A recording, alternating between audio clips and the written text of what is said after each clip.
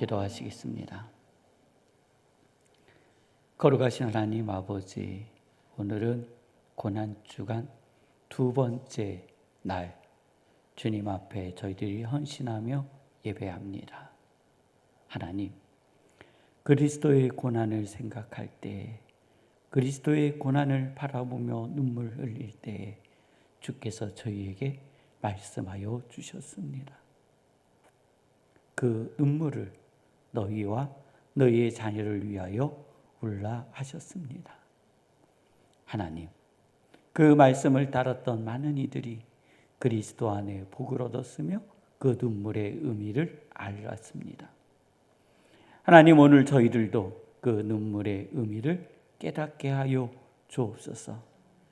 주께서 무엇 때문에 그렇게 말씀하여 주셨는지, 주께서 무엇 때문에 그 가장 고통스러운 자리에서 유언과 같은 말씀으로 저희에게 남기셨는지, 하나님, 이 말씀을 붙들고 우리의 인생에 새 힘을 얻게 하여 주옵소서.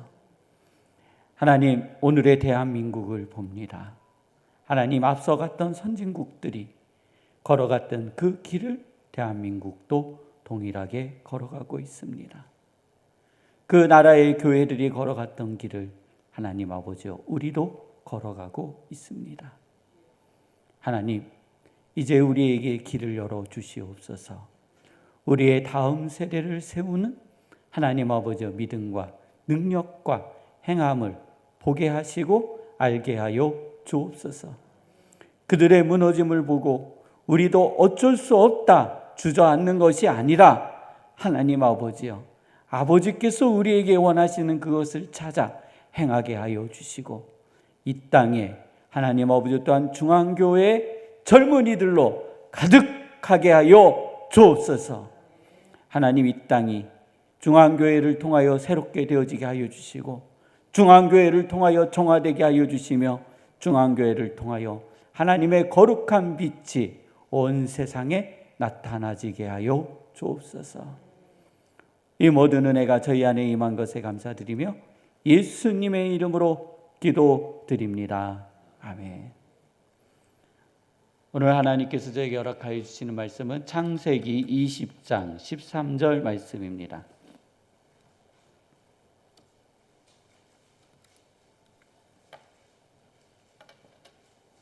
창세기 20장 13절 말씀입니다.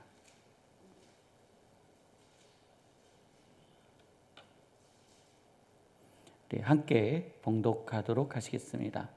하나님이 나를 내 아버지의 집을 떠나 두루 다니게 하실 때에 내가 아내에게 말하기를, 이후로 우리의 가는 곳마다 그대는 나를 그대의 오라비라 하라. 이것이 그대가 내게 베풀 은혜라 하였었노라. 아멘. 오늘까지 이제 구약을 보고 내일부터는 또 이제 신약으로 넘어갈 겁니다. 에덴 동산의 사건 이후, 그러니까 아담과 하와가 선악을 알게 하는 과실을 먹고, 그리고 에덴 동산에서 쫓겨난 이후의 그 사건들을 보면 사단은 어떻게 해서든지 하나님의 뜻을 꺾으려고 했습니다. 하나님의 계획하심을 막으려고 했다라는 거예요. 오늘 좀 더 우리가 현실적으로 이 표현을 한다면, 오늘 이 자리에 성도님이 못 앉게 하려고 사단은요, 에덴 동산의 사건 이후 지금까지 활동하고 있는 겁니다. 그래서 오늘 본문은 우리들이 여전히 가지고 있는 문제들이요, 이 문제들로 인하여 아브라함도 고민했고 이삭도 고민했습니다. 또 더 많은 사람들이 고민했고 오늘 성도님들과 저의 고민이기도 하는 겁니다. 이번 한 주간을 통해 아브라함이 이삭의 출생을 통해 자신 안에 가지고 있었던 근심과 두려움의 문제를 다 털어버렸던 것처럼 우리 성도님들도 믿음으로 다 털어내는 은혜가 있기를 주님의 이름으로 축원합니다. 하나님께서는 아담과 하와의 두 아들인 가인과 아벨에게 너는 내 앞에 나와 예배를 드리라 명령하셨고 두 사람은 예배를 드렸습니다. 가인은 농사하는 사람이었고 아벨은 목축업자였습니다. 양을 치는 사람이었어요. 각자 자신이 가지고 있는 재물로 정성을 다해 예배를 드렸을 겁니다. 하나님께서 아벨의 제사를 받으시고 가인의 제사는 받지 않으셨습니다. 이로 인하여 가인의 마음에 분노가 일었습니다. 사단은 그의 마음에 동생 아벨을 죽이라는 마음을 불어넣습니다. 그때 하나님께서 가인에게 나타나시어 이렇게 말씀해 주셨습니다. 죄의 소원은 내게 있으되 너는 그 소원을 다스리라. 그 아벨은요, 어떤 존재였냐면 오늘 예수 그리스도의 족보를 이어갈, 오늘 에덴 동산의 여자의 후손의 족보에 들어갈 그 중추적인 역할을 감당할 사람이었더라면, 거기에 가인과 아벨이 올라갔고 거기에서 하나님은 아벨을 선택하셨습니다. 실질적으로 이 복은 영적인 복이지 가인의 육체적인 상관은 그렇게 큰 연관성이 없는 겁니다. 굳이 가인은 동생을 죽이지 않아도 됐습니다. 근데 가인은 어떻게 했어요? 동생을 죽였습니다. 이것이 사람의 마음이었을까요? 아니요. 이것은 사단의 계략이었습니다. 사단의 전략이었습니다. 못마땅한 마음에 사단은 생각을 불어넣었고 그 생각을 사람은 붙잡았고 마침내 자신의 동생을 죽이는 일까지 벌이는 겁니다. 오늘 이러한 일들은요, 우리의 일상 가운데 굉장히 무수히 많이 일어나고 있는 일들입니다. 혹시 이러한 마음에 유혹이 있거든 우리 성도님들 그 죄의 소원을 다스리는 은혜가 있기를 주님의 이름으로 축원합니다. 사단은 가인을 통해 하나님의 위대한 여정을 막으려고 하였지만 하나님께서 아벨 대신 셋을 주셨고 셋을 통해 노아가 태어났고 노아를 통해 세상을 구원하셨으며 그의 후손 중에 하나님은요 75세 된 아브라함을 불러주셨습니다. 그리고 하나님이 지시할 땅으로 갈 때 오늘 본문에 읽고 있는 대로 아내 사라와 대화를 한 거죠. 당신은 매우 아름다운 여인입니다. 그래서 우리가 이거를 하고 우리를 알지 못하는 사람들이 있는 곳으로 갈 때에 우리의 목숨이 위험할 수 있습니다. 그러니 당신과 나는 혼인했지만 실제적 관계는 이복 관계, 누이니 누이라고까지만 이야기합시다. 부부라고는 이야기하지 말고 어디까지만 이야기하자고요? 누이라고만 이야기합시다. 이 의미는 이 여인은 나의 아내가 아닙니다 하고 돌아다닌다는 거예요. 자, 요때가요. 요렇게 시작한 때가 75세에 지금 아브라함의 나이 99세, 사라의 나이 89세까지 온 겁니다. 하나님께서 아브라함에게 나타나셔서 이렇게 말씀하셨습니다. 자, 내년 이맘때에 너에게 아들을 주리라. 사라가 아기를 안고 있으리라. 사라가 그 이야기를 듣고요 웃었어요. 하나님, 내 나이가 89세인데 아기를 어떻게 낳겠습니까? 혹시 89세 할머니 없으시죠? 이 자리에. 그러니까 가장 고령인 겁니다. 어떻게 아기를 낳겠습니까? 그런 일은 있을 수 없습니다 하는 의미로 웃었습니다. 여호와의 사자가 사라가 왜 웃느냐라는 표현에 사라는 위축되어졌고 두려웠습니다. 그래서 자기는 웃지 않았다라고 하지만 여호와께서 그에게 이렇게 말씀하십니다. 여호와께서 능치 못하실 일이 있겠느냐. 오늘 이 말씀이 성도님들의 가정에 임하시기를 주님의 이름으로 축원합니다. 여호와는 우리에게 능치 못하실 일이 없으십니다. 다 해주실 겁니다. 그 말씀을 받고 그 말씀을 듣고 하나님은요 사라의 몸을 회복시켜 주셨습니다. 90세의 몸으로 아기를 낳아야 되기 때문에 다시 아기를 낳을 수 있는 몸으로 회춘시켜 주셔야 되는 겁니다. 물론 아브라함도 마찬가지일 거라는 겁니다. 이때 89세 된 자신의 아내를 누이라고 속이면서 다녔어요. 아니, 속였다라는 것보다는 누이라고까지만 말하고 다니다가 아비멜렉이 거하고 있는 지역에 도착해서 또 자신의 아내를 누이라 하였고 아비멜렉은 사라를 자신의 집으로 데려오는 사건이 벌어진 겁니다. 내년에 누구를 낳아야 돼요? 이삭이요. 지금 어떤 위기가 왔어요?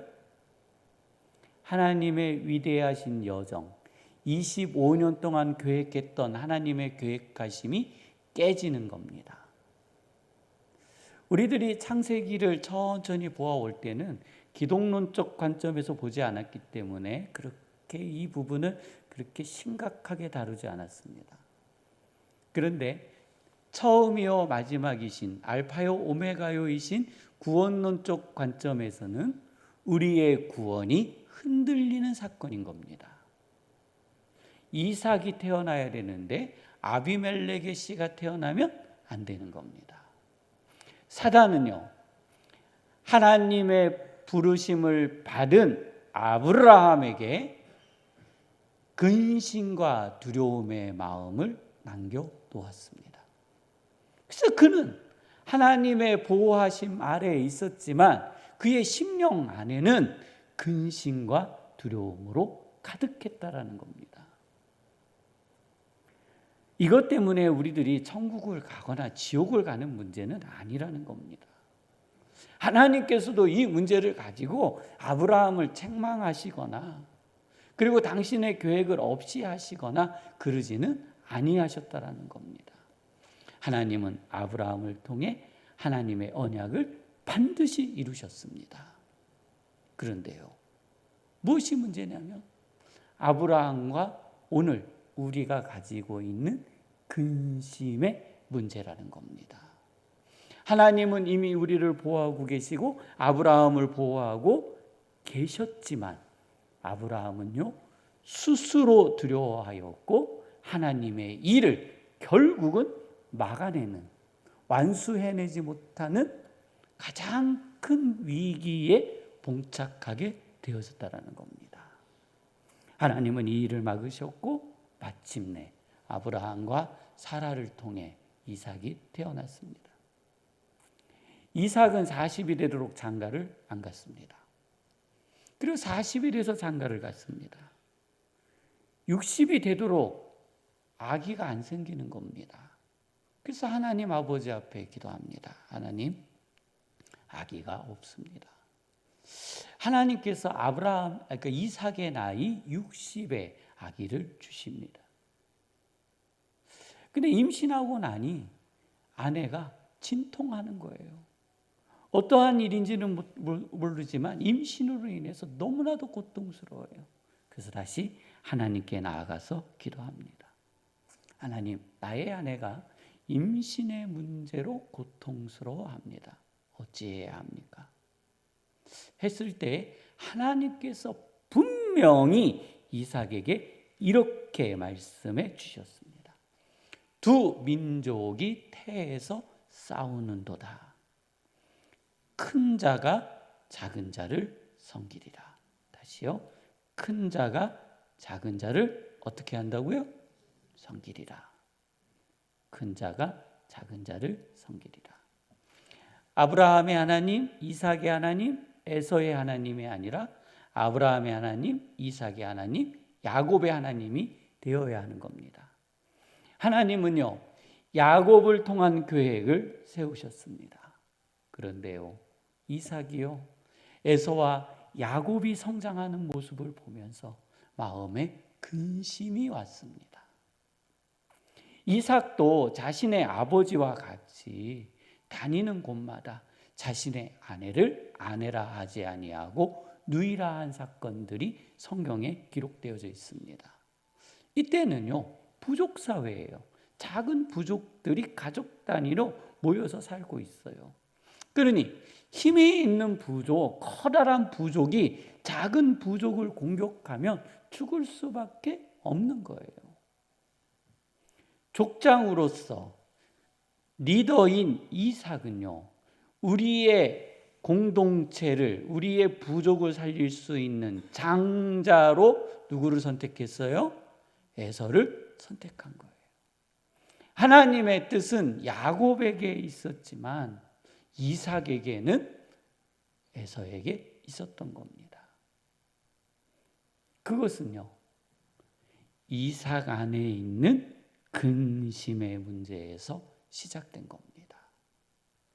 제가 다시 말씀드리지만 하나님께서는 이 문제를 가지고 이삭에게 너는 천국 백성이냐 지옥 백성이냐, 너는 왜 이것을 가지고 너 내 뜻도 순종하지 않고 너 왜 그렇게 책망하신 적이 없으시다라는 거예요.